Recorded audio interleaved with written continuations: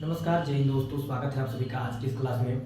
तो गाइस, आज की क्लास में हम पढ़ने वाले हैं पास्ट परफेक्ट कंटीन्यूअस टेंस। ठीक है, पास्ट परफेक्ट कंटीन्यूअस टेंस का क्या नियम होने वाला है, क्या पहचान होने वाला है, वो सब कुछ आज की क्लास में, आज की वीडियो में हम समझने वाले हैं। इस वीडियो में लास्ट तक जरूर बने रहिएगा। तो पास्ट परफेक्ट कंटीन्यूअस टेंस में सबसे पहले बात कर लेते हैं इसकी पहचान क्या होती है। सबसे पहले जानना जरूरी है कि पास्ट परफेक्ट टेंस को हम कैसे पहचानेंगे कि पास्ट परफेक्ट कंटीन्यूअस टेंस है। ठीक है, तो इसको पहचानने का जो तरीका है, तो इस काल के वाक्य के अंत में रहा था, रही थी, रहा था, रही थी, रहे थे। ठीक है, रहा था, रही थी, रहे थे, और इसके साथ साथ क्या होता है, और समय दिया रहता है, और समय दिया रहता है। ठीक है, बस यही तरीका है पास्ट परफेक्ट कंटीन्यूअस टेंस पहचानने का। पास्ट परफेक्ट कंटीन्यूअस टेंस पहचानने का सिर्फ इतना तरीका है कि इस काल के वाक्य के अंत में रहा था, रही थी, रहे थे, और समय दिया रहता है। ठीक है, जब आप सेंटेंस को पढ़ेंगे तो उसके अंत में आपको रहा था, रही थी, रहे थे ये लिखा हुआ मिलेगा, साथ साथ समय दिया रहेगा। समय जैसे 2 वर्ष, 4 वर्ष, या 2 घंटे, या 2 बजे, 5 बजे, इस तरीके से। ठीक है, अब बात कर लेते हैं इसके नियम की कि इसको करने का तरीका क्या है। तो इसका नियम कहता है कि सभी कर्ता के साथ, सभी कर्ता का मतलब एक वचन हो या बहुवचन। ठीक है, सभी के साथ एक वचन हो या बहुवचन, सभी कर्ता के साथ इसमें होता क्या है, हैड बीन तथा, हैड बीन तथा क्रिया में आईएनजी लगाते हैं। ठीक है, क्रिया में आईएनजी लगाते हैं। सभी कर्ता के साथ हैड बीन तथा क्रिया में आईएनजी लगाते हैं, यानी चाहे एक वचन हो और चाहे बहुवचन हो, सभी के साथ हैड बीन ही लगेगा। ठीक है, और क्रिया में यानी जो काम हो रहा है उसमें आईएनजी का प्रयोग करना है। इसके अलावा निश्चित के लिए सिंस और अनिश्चित के लिए फॉर लगाना है, जैसे आपने प्रेजेंट परफेक्ट कंटीन्यूअस टेंस में लगाया था। ठीक है, जैसे कुछ चीजें निश्चित होती हैं और कुछ चीजें अनिश्चित होती हैं। निश्चित में जैसे हमने आपको बताया था, कोई डेट दी गई हो, जैसे 2 तारीख से 5 तारीख से। ठीक है, किसी मंथ का नाम दिया गया हो, जनवरी, फरवरी, मार्च, अप्रैल, मई, जून, इस तरह से किसी मंथ का नाम दिया गया हो, वो भी निश्चित है। किसी डे का नाम दिया गया हो, संडे, मंडे, ट्यूसडे, वेडनेसडे, इस तरह से किसी दिन का नाम दिया गया हो, वो भी निश्चित है। कोई ईयर दिया गया हो, जैसे 2002 से, 2005 से, 2008 से, ये भी निश्चित होता है। या फिर इसके साथ साथ बजे, 2 बजे से, 4 बजे से, 5 बजे से, 1 बजे से बजे दिया गया हो, वो भी निश्चित है। इसके अलावा कल दिया गया हो, चाहे आने वाला कल हो, चाहे बीता कल हो, दोनों निश्चित होता है। ठीक है, यह कुछ निश्चित। अब इसके साथ बात कर लेते हैं अनिश्चित की। ठीक है, निश्चित के साथ आप समझते हैं कि अनिश्चित के अंतर्गत क्या आता है। तो जो अनिश्चित होता है, अनिश्चित में घंटे आता है, यानी जैसे 2 घंटे, 5 घंटे, 3 घंटे। ठीक है, इस तरह से अनिश्चित में क्या आएगा, घंटे पूछा जाएगा। और घंटे के साथ अगर वर्ष पूछा जाएगा, तो अनिश्चित काल में वर्ष इस तरह से रहेगा कि 5 साल से, 8 साल से, है ना। लेकिन किस सन से, सन का नाम नहीं दिया गया होगा। तो घंटे अगर आ जाएगा तो आप समझ जाएंगे कि यहाँ पर अनिश्चित की बात हो रही है। ठीक है, अब कुछ एग्जाम्पल लिखते हैं, फिर समझने की कोशिश करते हैं निश्चित अनिश्चित और वर्ब सब कुछ। ठीक है, जैसे कि एग्जाम्पल हमने लिखा कि मैं 2 बजे से क्रिकेट खेल रहा था। ठीक है, जैसे हमने लिखा कि मैं 2 बजे से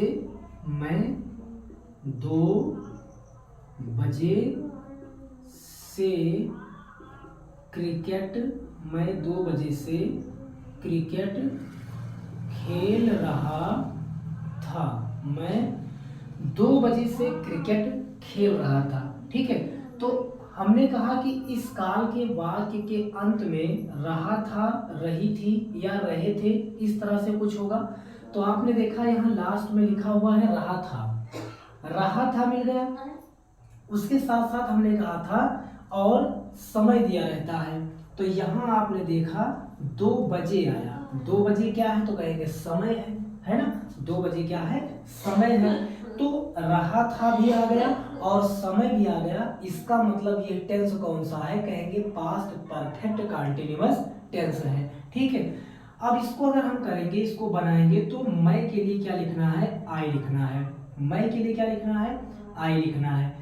अब उसके जस्ट बाद आपको हेल्पिंग वर्ब लगाना है, यानी हैड बीन। ठीक है, इसके बाद आपको लगाना है हैड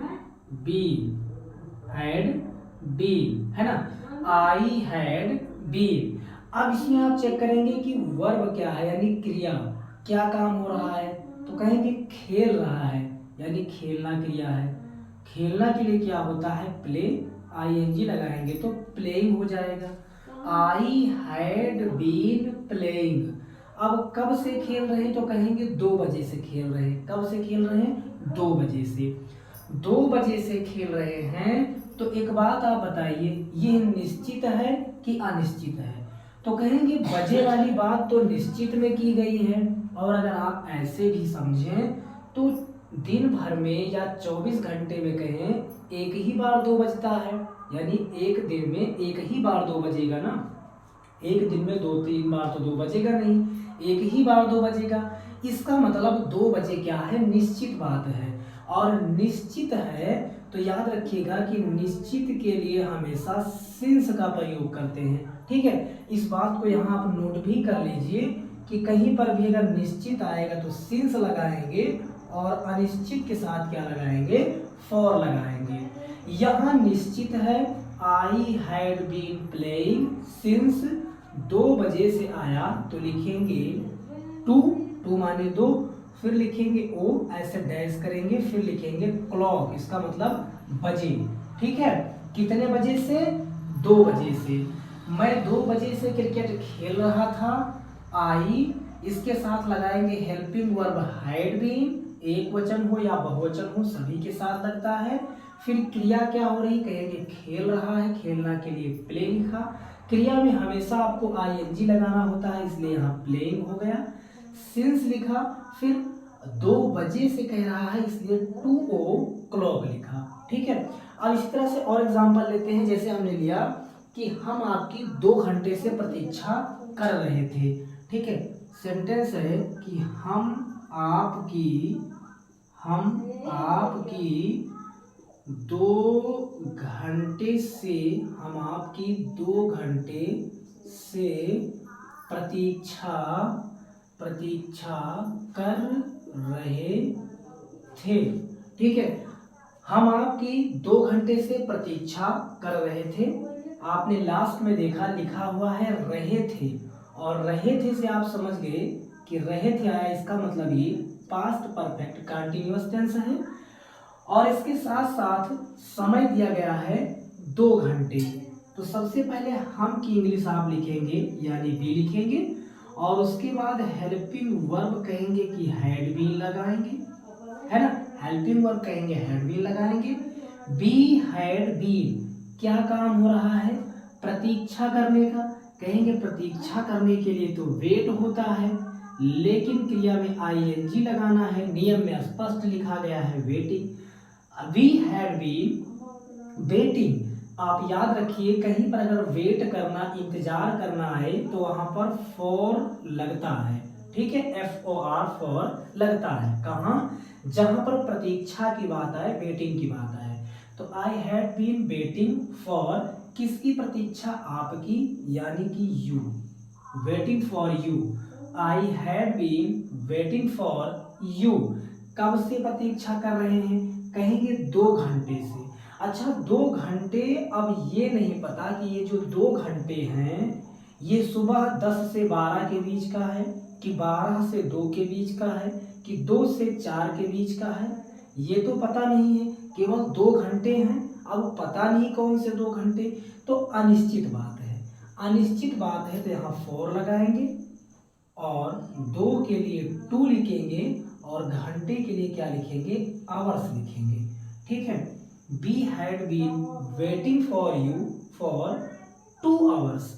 ये वाला जो फॉर लगा है ये वेट के साथ हमेशा लगता है, इंतजार के साथ हमेशा लगता है।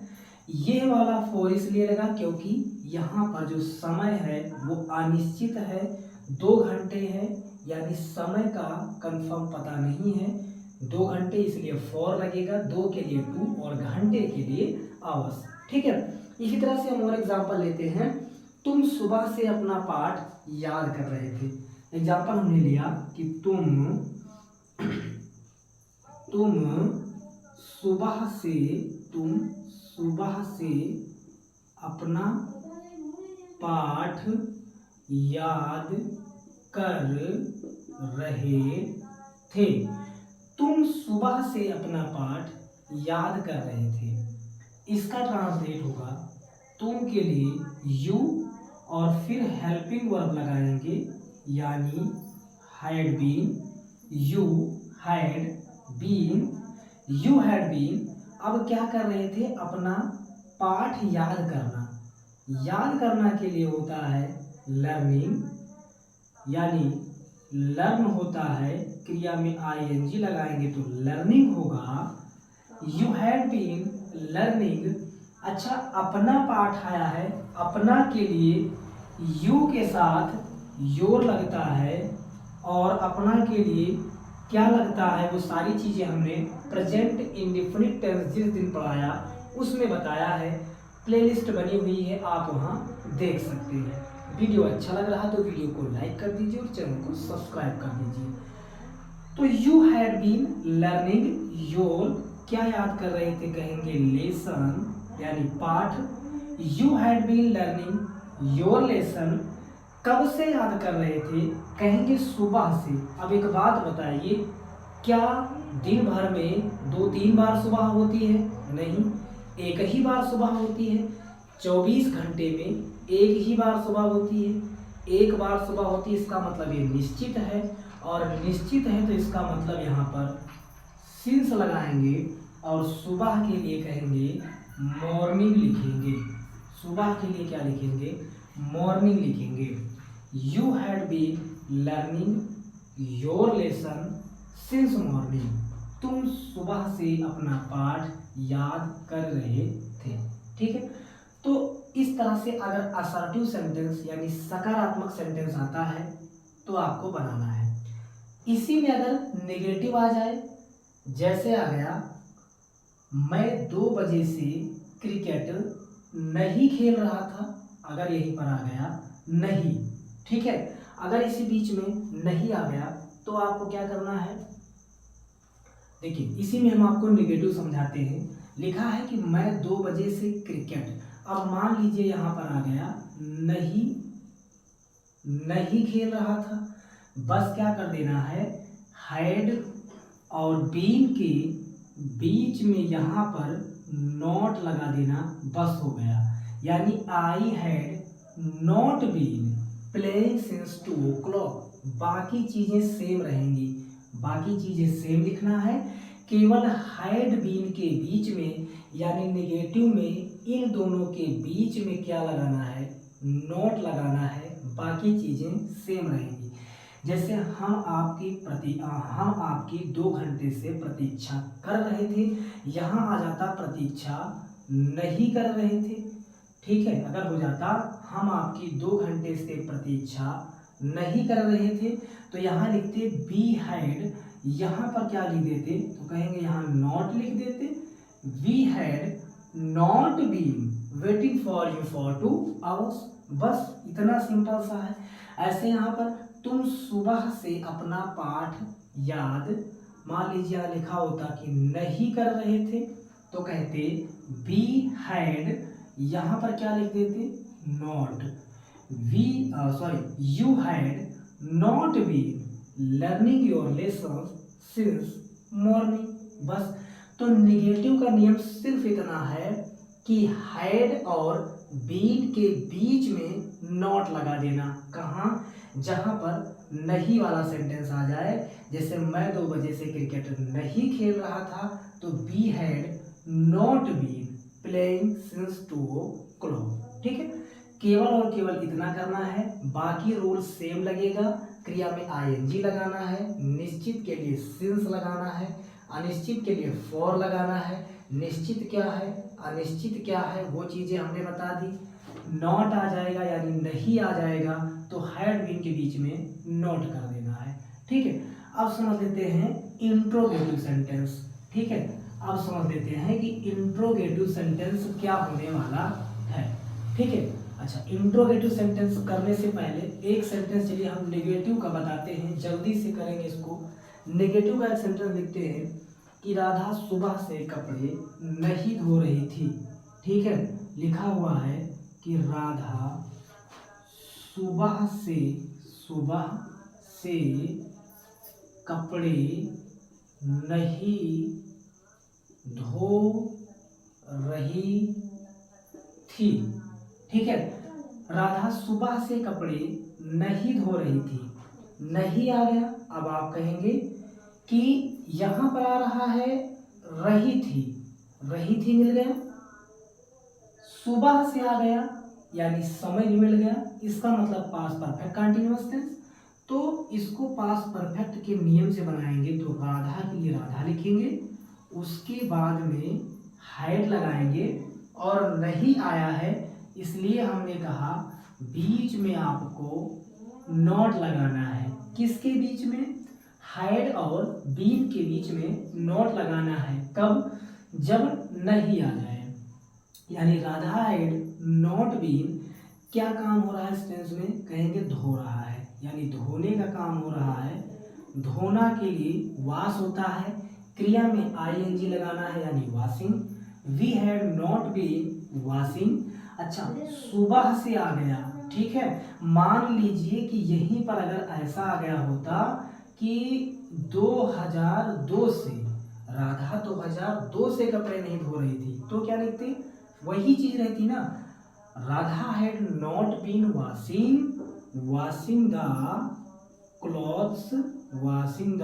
क्लॉथ्स। 2002 क्या है, तो कहेंगे ये सन है और ये निश्चित है। 2002 क्या निश्चित है।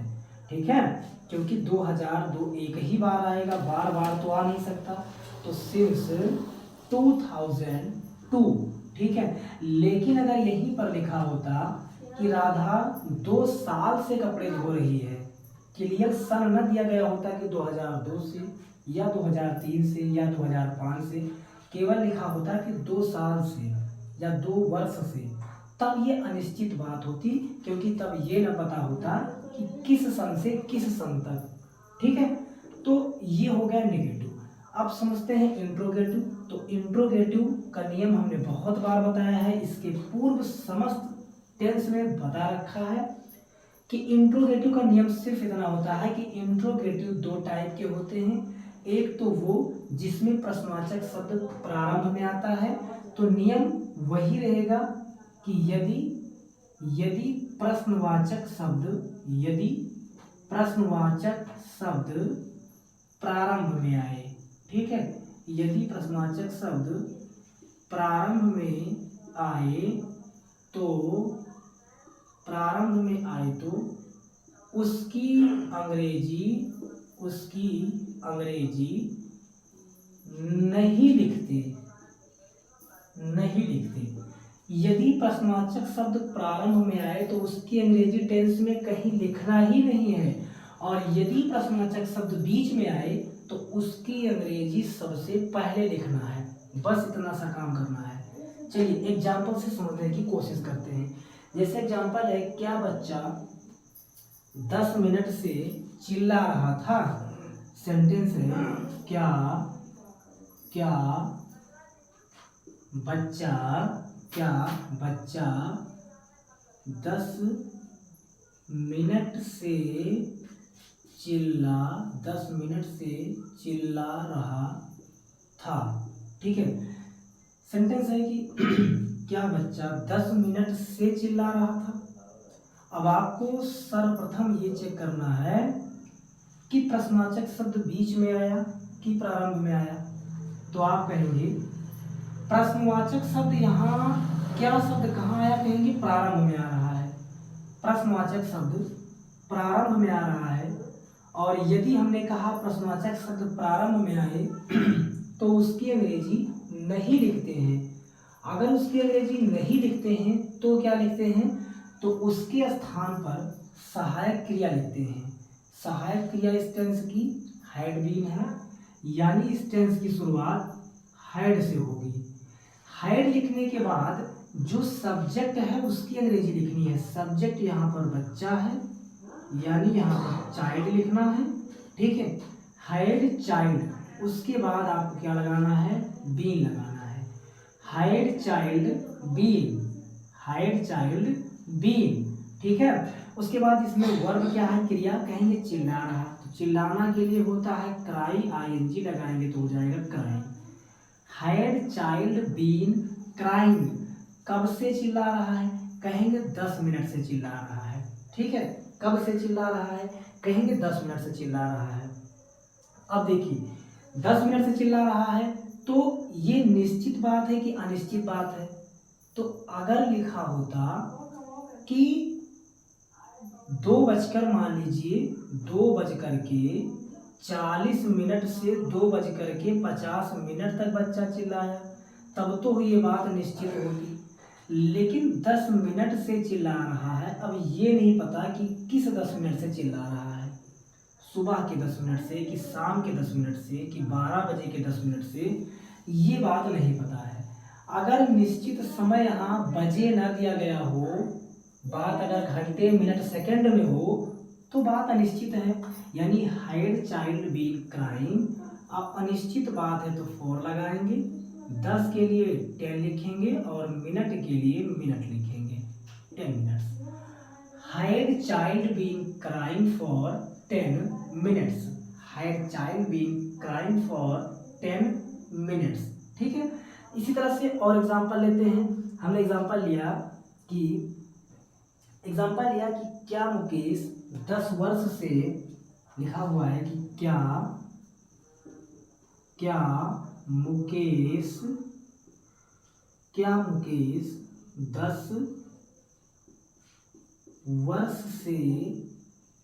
10 वर्ष से दिल्ली में रह रहा था। क्या मुकेश 10 वर्ष से दिल्ली में रह रहा था। अब आप इसको कैसे बनाएंगे, तो सबसे पहले चेक करना है प्रश्नवाचक शब्द कहीं बीच में है कि प्रारंभ में है। आपने कहा प्रश्नवाचक शब्द तो प्रारंभ में है, जैसे यहाँ पर प्रारंभ में था, क्योंकि क्या शब्द प्रश्नवाचक है और ये कहाँ है, प्रारंभ में। और यदि प्रश्नवाचक शब्द प्रारंभ में हो तो कहा गया कि उसकी अंग्रेजी कहीं पर भी नहीं लिखना है, लिखना ही नहीं है। नहीं लिखना है तो उसके जगह पर क्या लिखना है, कहेंगे सहायक क्रिया। सहायक क्रिया इस टेंस की हैड है, तो सबसे पहले हैड लिखेंगे, फिर सब्जेक्ट, यानी कि सब्जेक्ट इसमें मुकेश है तो मुकेश लिखेंगे, उसके बाद बीन लगाएंगे, हैड मुकेश बीन। अब इसमें क्या काम हो रहा है, तो कहेंगे रहने का काम। रहना के लिए आप जानते हैं लिव होता है, क्रिया में आईएनजी लगाएंगे तो लिविंग होगा। हैड मुकेश बीन लिविंग, ठीक है, had Mukesh been living Delhi में, तो दिल्ली में यानी इन दिल्ली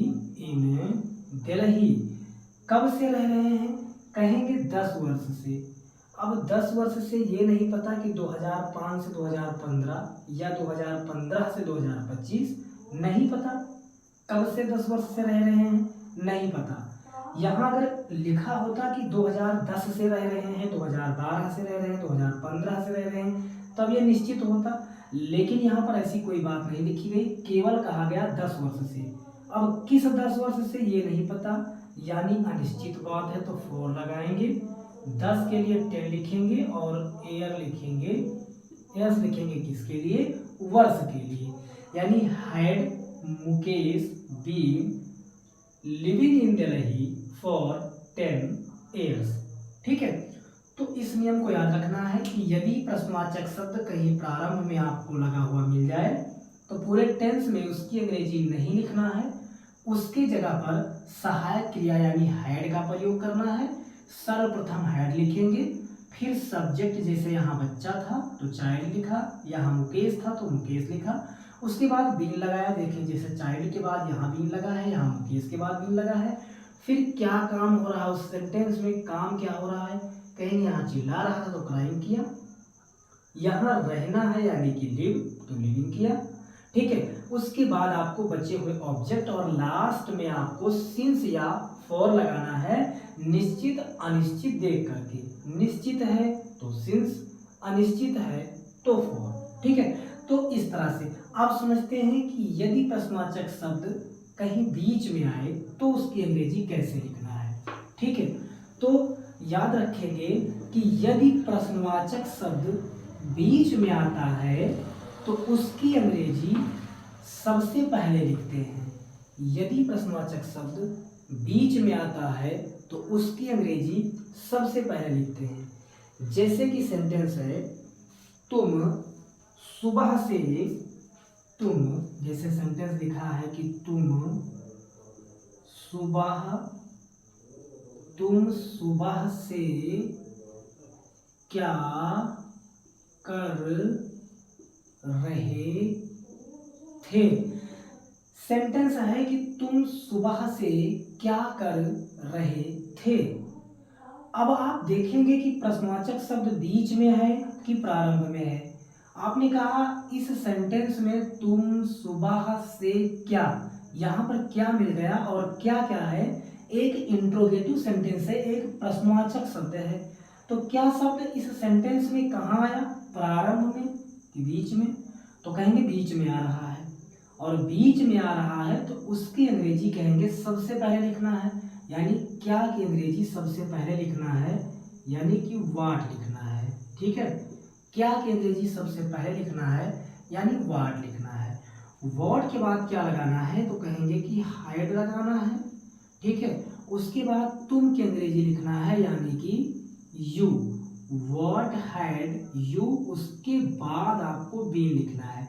इस बात को याद रखेंगे कि जो सब्जेक्ट है वो हमेशा आपका बीच में ही रहेगा। जो सब्जेक्ट है आपका वो हमेशा आपका बीच में ही रहेगा, यानी हैड बीन के बीच में ही रहेगा। तो सबसे पहले प्रश्नवाचक शब्द बीच में आया था। हमने कहा प्रश्नवाचक शब्द अगर बीच में आएगा तो उसकी अंग्रेजी सबसे पहले लिखना है, फिर सहायक क्रिया हैड, फिर सब्जेक्ट यानी तुम, फिर been. What had you been, what had you been. अब इसमें क्रिया क्या हो रही है तो कहेंगे कर रहे हैं, करना क्रिया हो रही है। तो व्हाट हैड यू बीन, करना के लिए आप जानते हैं डू होता है, क्रिया में आईएनजी लगाएंगे तो doing. What had you been doing. अच्छा, कब से कर रहे हैं, कहेंगे सुबह से। सुबह, सुबह 24 घंटे में एक बार होती है, यानी निश्चित बात है। और निश्चित बात है तो सिंस लगाएंगे, और सुबह के लिए morning, since morning. What had you been doing since morning, तुम सुबह से क्या कर रहे थे। ठीक है, ऐसे ही सेंटेंस लेते हैं। जैसे सेंटेंस है कि तुम्हें, सेंटेंस है कि तुम्हें एक सप्ताह से, तुम्हें एक सप्ताह से कौन पढ़ा रहा था। तुम्हें एक सप्ताह से कौन पढ़ा रहा था। ठीक है, तुम्हें एक सप्ताह से कौन पढ़ा रहा था। आपने कहा कौन जो है ये बीच में आ रहा है, यानी प्रश्नवाचक शब्द बीच में आ रहा है। और यदि प्रश्नवाचक शब्द बीच में आ रहा है तो उसकी अंग्रेजी सबसे पहले, यानी सबसे पहले लिखना है कौन की अंग्रेजी हु, और हु के बाद आपको लिखना है हैड, और हैड के बाद तुम्हें आया है, सब्जेक्ट है तुम्हें यानी कि यू, उसके बाद लिखना है been. Who had you been, who had you been, है ना। तुम्हें एक सप्ताह से कौन पढ़ा रहा था, हु हैड यू बीन। पढ़ाना, तो पढ़ना के लिए रीड, पढ़ाना के लिए टीच, क्रिया में आईएनजी लगाएंगे तो teaching. Who had you been teaching. अब कब से पढ़ा रहा, कहेंगे एक सप्ताह से। एक सप्ताह से ये नहीं पता कि कौन सा एक सप्ताह, पिछले एक सप्ताह से या आने वाले एक सप्ताह से, कब से कोई पता नहीं, यानी अनिश्चित बात है। तो फॉर ए लिखेंगे और उसके बाद सप्ताह की अंग्रेजी यानी कि वीक लिखेंगे। Who had you been teaching for a week, तुम्हें एक सप्ताह से कौन पढ़ा रहा था। ठीक है, तो उम्मीद है कि आप इस बात को समझ पाए होंगे कि यदि प्रश्नवाचक शब्द प्रारंभ में आएगा तो उसकी अंग्रेजी सेंटेंस में कहीं नहीं लिखना है, उसकी जगह पर सहायक क्रिया का प्रयोग करना है। और यदि प्रश्नसूचक शब्द बीच में आए तो उसकी अंग्रेजी सबसे पहले लिखना है, फिर हैड लगाना है, फिर सब्जेक्ट को लिखना है, फिर बीन लगाना है और फिर क्रिया लिखना है। ठीक है, अब मान लीजिए कि एक सेंटेंस ऐसा आता है जिसमें इंट्रोगेटिव भी है और नेगेटिव भी है। जैसे सेंटेंस लिखा हो कि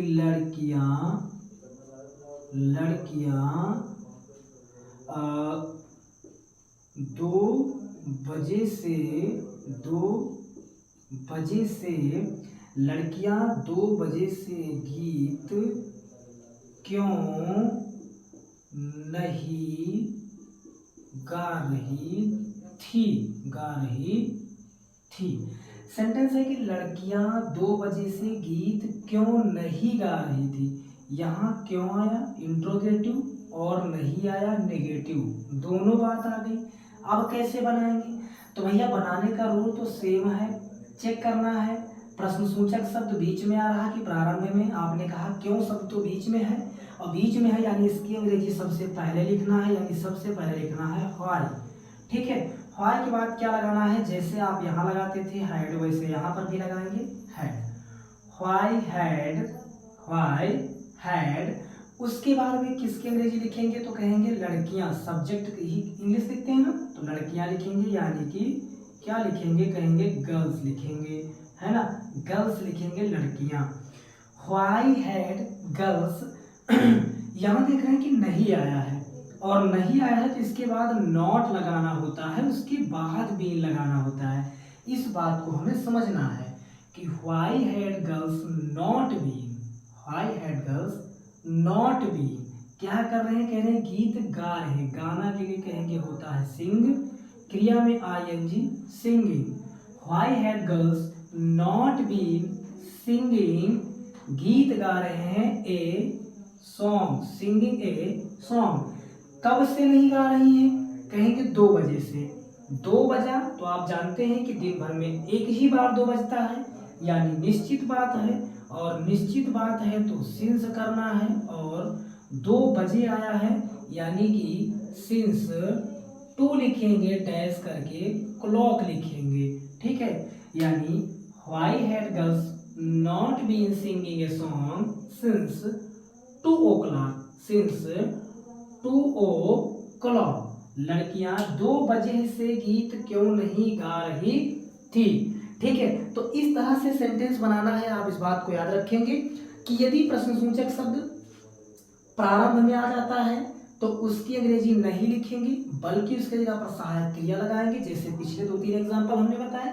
लेकिन अगर प्रश्नसूचक शब्द कहीं बीच में इस तरह से लिखा हुआ मिलेगा तो उसकी अंग्रेजी सबसे पहले लिखना है, और सबसे पहले अंग्रेजी उसके लिखने के बाद आपको सहायक क्रिया यानी हैड का प्रयोग, उसके बाद सब्जेक्ट लिखना है, फिर बीन लगाना है। यानी इस बात को याद रखेंगे कि जो हमारा कर्ता है, जो हमारा सब्जेक्ट है, वो हमेशा हैड और बीन के बीच में होना चाहिए। ठीक है, कब, जब सेंटेंस इंट्रोगेटिव हो, प्रश्नसूचक हो तब। ठीक है, जब प्रश्नसूचक हो यानी प्रश्नवाचक सेंटेंस हो तब। तब सब्जेक्ट हमारा हमेशा हैड बीन के देखिए बीच में है, हैड बीन के कहाँ है, बीच में है। अगर नहीं आ जाए यानी प्रश्नसूचक भी आए और साथ में नहीं भी आए तो याद रखिएगा कि हैड बीन के बीच में ही सब्जेक्ट और नॉट दोनों रहेगा, यानी जो नॉट है वो भी रहेगा। जैसे यहाँ व्हाई हैड फिर गर्ल्स लिखा गया यानी सब्जेक्ट, उसके बाद नॉट लगाया गया फिर बीन, यानी हैड बीन के बीच में ही सब्जेक्ट भी लिखना है और नॉट भी लिखना है। कब? जब इंट्रोगेटिव नेगेटिव मिक्स आए। इस तरह से आज हमारा पास्ट परफेक्ट कंटीन्यूअस टेंस भी समाप्त हो गया, ओवर हो गया। ठीक है, तो आई होप वीडियो आपको बहुत अच्छा लगा होगा, यूजफुल लगा होगा और सारा कंटेंट सारी चीज़ें आपको अच्छे तरीके से समझ आई होंगी। वीडियो अच्छा लगा तो लाइक करेंगे, चैनल को सब्सक्राइब करेंगे और वीडियो को अपने दोस्तों के पास भी शेयर जरूर करेंगे। फिर मिलते हैं नेक्स्ट वीडियो में नेक्स्ट टॉपिक के साथ। तब तक आप पढ़ते रहिए, मस्त रहिए, अपना ख्याल रखिए।